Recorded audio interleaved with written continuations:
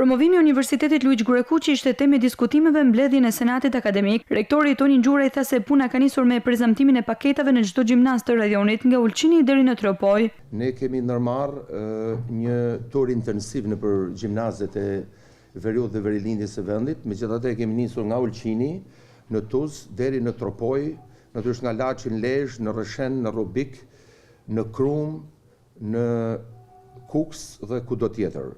I gjithë qëllimi ka qenë që ne të sqarojmë nga afër, pra të kemi kontakte të drejt për drejta me gjimnazistët, me stafin e gjimnazeve ku ne kemi vizituar, që të shpjegojmë në mënyrë të detajuar ofertën akademike të universitetit tonë për vitin akademik 2025-2026.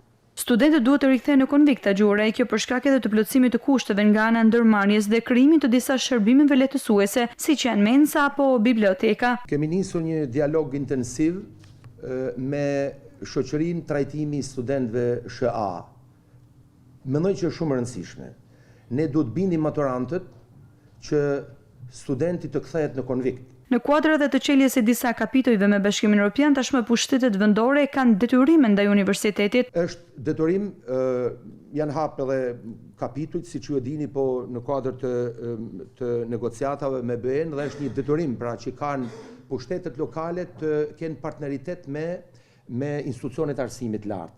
Është një avantazh shumë i madh sepse nëpërmjet një partneriteti të tillë që Konferenca rektorëve do të realizojë pra në dobi të institucionit të arsimit lartë, bashkitë, sidomos bashkitë e qarkut të Shkodrës, siç përmenda më sipër, të ftojnë kolegët tanë për ekspertizë, për studime të plota. Stafi akademik synon që vitin e ardhshëm të ketë një numër më të lartë maturantësh që zgjidhen në Universitetin Luiç Gurekuçi për të studiuar, duke rikthyer kështu studentët në auditore.